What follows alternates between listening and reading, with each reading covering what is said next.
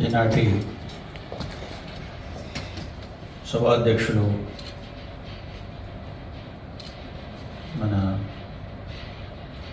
ప్రాంత ఆత్మీయులు, ఇప్పటికి కూడా ప్రాంత వాసులకు సేవలు చేస్తున్న వెంకటేశ్వర గారు, మరి మన పెద్ద అయిన మన ప్రాంతపు గర్వకారణం మన ముద్దు బిడ్డ పెద్దల గౌరీశంకర్ గారికి ముఖ్య అతిథి, ఈనాటి ముఖ్య అతిథి. మరి శశిధర్ చూస్తే ఏం కనపడ్డు కానీ చేతల్లో ఎంతో చూపించింది ఆయన. శశిధర్ గారికి ఆయన యొక్క అటాచ్మెంట్ కూడా చాలా ఎమోషనల్గా పంచుకున్నాడు దాంతోనే అర్థమవుతుంది కేఎల్ గారితో అనుబంధం. తర్వాత పెద్దలు సత్యనారాయణ గారు, రేపాల వారి తండ్రి రేపాల లక్ష్మీనరసింహస్వామి టెంపుల్ మరి వారి ఆధ్వర్యంలోనే నడుస్తుందని తెలుసుకోవటం, వారి ఫ్యామిలీ. నేను నా చిన్నతనంలో మా మునగాల గ్రామం, అది మునగాల నుంచి బహుశా 10 కిలోమీటర్లు ఉంటుందేమో రేపాల గ్రామం. రేపాల తిరునాళ్ళు అనేవాళ్ళం, అనుకునేవాళ్ళం మేము.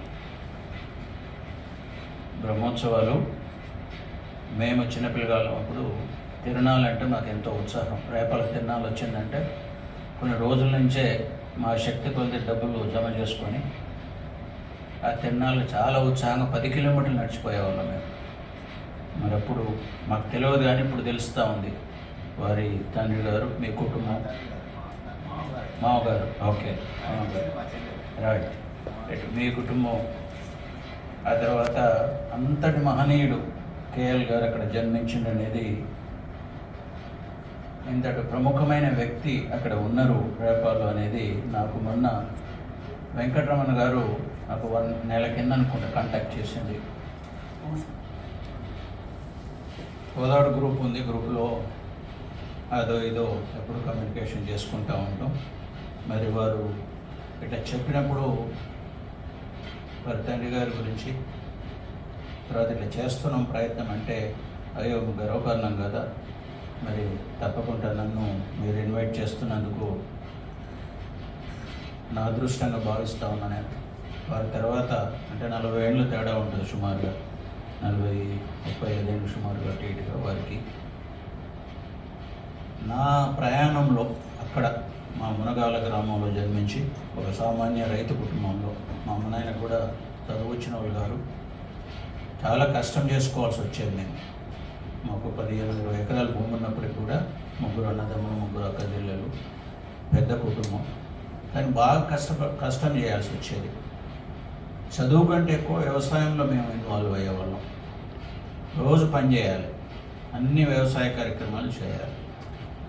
సో ఆ నేపథ్యంలో మాకు ఎక్కడ కూడా వ్యవసాయమే ప్రధాన వృత్తి, వ్యవసాయం మీదనే ఎక్కువ టైం పెట్టేది, కొంచెం టైం దొరికితే చదువుకునేది అంతే. మరి ఆ క్రమంలో మాకు కేఎల్ గారి గురించి ఎక్కడ కూడా తెలుసుకునే అవకాశం రాలేదు. కానీ మొన్న నెల రోజుల నుంచి వారు వచ్చి నాకు చెప్పిన తర్వాత నేను వారి జ్ఞాపకాలు ఏదైతే ఉన్నాయో, కొన్ని ప్రెస్ క్లిప్పింగ్స్ కానీ, ఫోటోగ్రాఫ్స్ కానీ, రాజేశ్వర్ గారి రచన పుస్తకం కానీ, అవన్నీ చూస్తూ ఉంటే నాకు అనిపించింది ఎంత విశిష్టమైన వ్యక్తి మన రేపాల గ్రామంలో జన్మించిన. అంటే ఇంకా కూడా ఆయన యొక్క మహోన్నతమైన వ్యక్తిత్వాన్ని ఇంకా అంత ప్రచారం రాలేదేమో, మాలాంటి జనరేషన్స్ కూడా తెలుసుకోలేదేమో అని అనిపిస్తూ ఉన్నాం. అంటే ఇప్పుడు చూస్తూ ఉంటే, తెలుసుకుంటూ ఉంటే, అంతటి ఉన్నత కుటుంబంలో పుట్టినప్పటికి కూడా మీరు 100 ఎకరాల భూములు ఉన్నాయంటే నాకు ఆశ్చర్యంగా ఉంది. అటువంటి కుటుంబంలో పుట్టి సమాజం మీద, సమాజ సమస్యల మీద, పేదవాళ్ళ సమస్యల మీద ఆలోచన చేయడం అనేది ఇంకేం కావాలండి? అంతకన్నా మహోన్నతమైన వ్యక్తిత్వం చెప్పండి. మరి ఆ ప్రయత్నంలో ఆయన ఆలోచనలో భాగంగా తన సమయాన్ని, తన సంసార జీవితాన్ని, తన ఆస్తుల్ని కూడా త్యాగం చేసిన మహోన్నత వ్యక్తులు ఎంతమంది ఉన్నారండి ఈ రోజుల్లో చెప్పారు.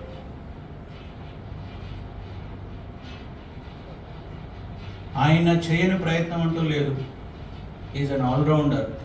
చెప్తా ఉన్నారు, వ్యవసాయం చేసిండు, పుస్తకాలు రాసిండు, నాటకాలు వేసిండు, ఆ తర్వాత ఆకాశవాణిలో వ్యాఖ్యాత, తర్వాత సంపాదకీయం చేసిండ్రు, పశువులను పెంచిండ్రు. చేయింది ఏముందండి ఆయన?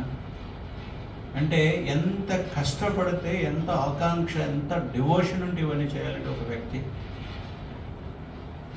నేను మునగాల పరగన వాసిగా బహుశా ఇటువంటి పెద్దల అక్కడ జన్మించి వాళ్ళ యొక్క మరి సాంగత్యంలోనే మేము ఇవి ఇంతవరకు సాధించగలిగినానేమో అని అనిపిస్తూ ఉంటున్నాము. రేపాల గ్రామంలో నరసింహులగూడెం మా బంధువులు కూడా ఉన్నారు అక్కడ. తర్వాత రేపాల గ్రామం ఎన్నోసార్లు నేను తిరునాళ్ళకు వచ్చిన.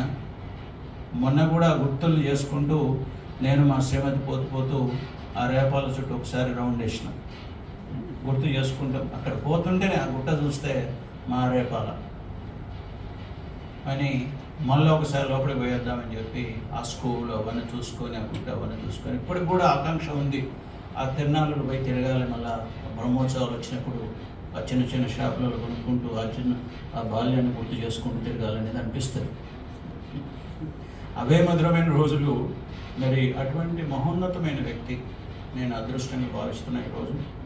మరి వెంకటరమణ గారు నన్ను ఇక్కడ పిలిచినందుకు, నేను కూడా ఏదైనా వారి కేఎల్ గారి ద్వారానే ఏదైనా పట్టుకుంటూ వదిలే ప్రసక్తే లేదు. మరి చదువురాని కుటుంబం నుంచి నేను ఇక్కడి వరకు వచ్చిందంటే నాకు ఎవరు లేరండి. అంచెలంచెలుగా కష్టం చేస్తూనే, కష్టం తర్వాత వారేమో నాటకరంగం, వారు ఎంచుకున్న వేదికలు సేవ కోసం, సమాజ సేవ కోసం ఎన్నో వేదికలు ఎంచుకున్నారు వారు. మాకు వేదిక ప్రభుత్వ సేవ. నేను ఒక 25 ఏళ్ళు పశుసంవర్ధక శాఖలో పనిచేసినాను. శక్తి కొలది సేవలు అందించినాం. మరి ఎప్పుడే బాబురావు గారు చెప్తా ఉన్నారు, వెటనరీ డాక్టర్ మందులు అమ్ముకుంటా ఉన్నాడని. దాన్ని ఒక ఎగ్జాంపుల్గా తీసుకొని ఒక నాటకాన్ని రూపొందించింది. ఏదో ఒక వ్యక్తిని తీసుకోవాలి. అంటే ఈరోజు చూసుకుంటున్నట్లయితే ప్రతి శాఖలో less we talk better. Corruption కానీ, లేకపోతే ఇంకో రకంగా కానీ ఉన్నవాడికే పని అయ్యే రోజులు, లేని వాడికి పని కాని రోజులు చాలా ఘోరంగా ఉందండి. నేను ఒక అధికారిగా, ఒక రిటైర్డ్ సివిల్ సర్వెంట్ కింద మాట్లాడటానికి చాలా బాధపడతా ఉన్నాను నేను. మరి అదే మనం వెంకటేశ్వర్ గారిని ఒక ప్రశ్న వేసిన నేను, ఎందుకు వద్దన్నారండి లక్ష్మీనరసింహ మన కేఎల్ గారు నక్సలైట్లు ఎందుకు వద్దన్నారు? కావాలి కదండి, వారు కూడా సమాజానికి అవసరం కదా అని అంటే, ఆశయం మంచిది, సమాజం కోసం త్యాగం చేయడం మంచిది, ఎంచుకున్న విధానంలో కాకుండా మార్పు తీసుకురావాలి అని వారు ప్రయత్నం చేసిందని చెప్పారు. ప్రాణాలు తీయొద్దు, వాళ్ళలో మార్పు తీసుకురావాలి. కానీ ఒక్కొక్కసారి కసి వస్తుంది, కోపం వస్తుంది. ఎట్లా మార్పు తీసుకొస్తాం ఈ దుర్మార్గులతోని అని అనిపిస్తుంది. వారు దానికి కూడా ప్రాణాలొడ్డి, ప్రాణాలని లెక్క చేయకుండా నరసింహారావు గారు పాపమైన సమాజం కోసం తను నమ్ముకున్న సిద్ధాంతాన్ని ప్రజల్లో మేల్కొల్పటానికి ఈ నాటక రూపంలో ప్రచారం చేసినారు. వారి ధైర్య సాహసాలకు, వారి ప్రాణాలను కూడా లెక్క చేయకుండా పోరాడినరు అని నేను ఈ సందర్భంగా తెలుసుకొని చాలా గొప్పగా ఫీల్ అవుతాను వారి గురించి. మరి ఇక్కడ ఎంతోమంది పెద్దలు ఉన్నారు, ప్రాంతవాసులు, తర్వాత కుటుంబ సభ్యులు ఉన్నారు. మీరందరూ కూడా, మనందరం కూడా అదృష్టవంతులం. అటువంటి మహోన్నత వ్యక్తి రేపాల్లో జన్మించడం, నిస్వార్థంగా ఏమి లేకుండా ఆస్తులు కూడగొట్టుకొని ఉన్నారు, కానీ సమాజ సేవ కోసం ఆస్తులు పోగొట్టుకొని మరి నిస్వార్థంగా సేవ చేసిన వ్యక్తుల గురించి మనం దైవ స్వరూపులనే భావించాలి. వ్యక్తి దాన్ని దైవం అంటే మనం అదే అనుకుంటాం. ఎందుకు దైవాన్ని మనం పూజిస్తాం? ఇటువంటి లక్షణాలు ఉన్నాయి కాబట్టి. అటువంటి వ్యక్తిత్వం ఎక్కడున్నా కూడా పైన ఉంటాడు, చూస్తూనే ఉంటాడు. ఆయన తన ప్రాంతం, తన నాటకరంగం, తన మనుషులు అని ఎప్పుడు ప్రాణం ఉంటుంది అని అనుకుంటుంటాం మనం. ఆయన ఎక్కడున్నా మరి ఆయన గుర్తు చేసుకుంటూ, ముఖ్యంగా నాకు చాలా హ్యాపీ ఫీల్ అవుతున్నాను వెంకటరమణ గారు. ఈ రోజులో పిల్లలు ఎక్కడో అమెరికాలో ఉంటారు, లేకుంటే దేంట్లో ఉంటారు, తల్లిదండ్రులను గుర్తు చేసుకునే రోజులు చాలా తక్కువ ఈ రోజులలో. ఇటువంటి సమయంలో మరి వారు ఎంత ఆలోచన చేసి నేను ఒక డాక్యుమెంట్ తీసుకురావాలి, ఎట్లా తీసుకురావాలి, చాలా శ్రమ ఉంటుంది వెనక. మనం ఇక్కడ కూర్చున్నాం కానీ ఆయన చేసిన ప్రయత్నం వెనక చాలా శ్రమ ఉంటుంది, ఖర్చు ఉంటుంది. మరి అయినప్పటికీ కూడా వెనకకు పోకుండా వాళ్ళ నాన్నగారి గురించి మరి ఈ డాక్యుమెంటరీ మన ముందర పెట్టడం వలన నేను ఇంకా చాలా తెలుసుకున్నాను. ఈరోజు వారి ఆత్మీయులతో అక్కడక్కడ ఇన్ఫార్మల్గా మాట్లాడుతున్నప్పుడు కూడా వారి వ్యక్తిత్వాన్ని గురించి నేను తెలుసుకోన్నాను. మరి ఈ సందర్భంగా వారిని మనసారా అభినందిస్తూ, మరి ఆయన పెద్ద అయిన పైన దైవ స్వరూపులు వారి ఆశీర్వాదం మీకు ఎప్పుడు ఉంటుందని, ఎందుకంటే ఇంకా కూడా మర్చిపోకుండా వారిని సేవలు గుర్తు చేస్తూ వారి ఆత్మీయులందరినీ దగ్గర చేసి మీరు చేస్తున్న ప్రయత్నం ఒక మహోన్నతమైన ఒక మహాయజ్ఞం ఇది.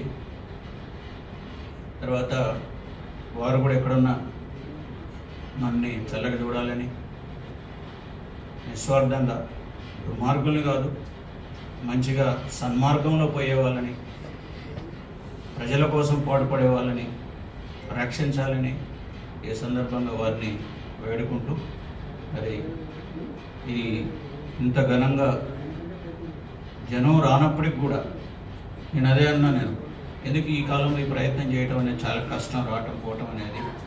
ఎందుకంటే ఫిజికల్గా వచ్చే రోజులు తక్కువైపోయినాయి. పెళ్లి పత్రికలు కూడా ఎందుకంటే ఇంటింటికి ఇచ్చేవాళ్ళం, ఇప్పుడు ఎవడిస్తున్నారు, వాట్సాప్లు వచ్చినాయి, ఫోన్ కాల్స్ వచ్చినాయి.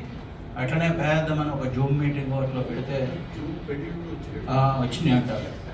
అట్లాంటి చాలామంది పార్టిసిపేట్ చేస్తారు, మీకు ఈ శ్రమ కూడా తగ్గుతుంది, చాలామంది పార్టిసిపేట్ చేస్తారని చెప్పి అనుకున్నా. కానీ మనం ఆ జనరేషన్ వాళ్ళం కదా, కాబట్టి ఫిజికల్గా కలిస్తేనే ఆత్మీయత ఉంటుంది, స్పర్శ ఉంటుంది అని చెప్పి ప్రయత్నం చేశాను. మరి ఇంకా కూడా నేను అనుకుంటున్నా ఈరోజు ఇట్లా ఆ వ్యక్తి గురించి ఇంకా తెలియాలంటే నెక్స్ట్ ఎప్పుడైనా కలిసినప్పుడు ఆ ప్రెస్ క్లిప్పింగ్స్ కానీ ఆ ఫొటోస్ కానీ ఒక ఎగ్జిబిషన్ లాగా ఏదో స్టాండ్స్ పెట్టి ఎప్పుడైతే వచ్చిన వాళ్ళని చూసుకుంటూ ఉంటాం. తర్వాత పుస్తకాలు కూడా డిస్ప్లే చేయటం అవి. తర్వాత ఇంకా భారం పెడుతున్నా అనుకోకండి, ఒక పుస్తకం కూడా ఒక మంచి పుస్తకం తీసుకొస్తే బాగుంటుందేమో వారి జీవిత చరిత్ర గురించి. మరి భారం అనుకోకండి, ఎవరో ఒక ప్రయత్నం చేయండి. ఆ ఫోటో తర్వాత కొన్ని సన్నివేశాలు అటువంటి పెట్టి ఒక పుస్తకం తీసుకొస్తే, పుస్తకం ఫిజికల్గా ఎవరు చదవకపోయినా కూడా ఎలక్ట్రానిక్ వర్షన్ కూడా ఆన్లైన్లో పెడితే కూడా ఎంతోమంది చదువుకోవచ్చు. అట్లాంటి ప్రయత్నం చేస్తే బాగుంటుందని వివిధ వ్యక్తుల అభిప్రాయాలు సేకరించి. సో నేను అదృష్టంగా భావిస్తున్నాను ఆ మహనీయుని 101వ జయంతి ఉత్సవాల్లో నేను భాగస్వామిని అయినందుకు ఆ ప్రాంతవాసిగా నేను గర్వపడుతూ వారికి మనస్ఫూర్తిగా నేను జోహార్లు అర్పిస్తాను. కుటుంబ సభ్యులందరికీ కూడా ఆ మహోన్నతమైన వ్యక్తి కుటుంబ సభ్యులుగా మీరున్నందుకు మీకు కూడా మనస్ఫూర్తిగా అభినందన తెలియజేస్తా ఉన్నాను. Thank you.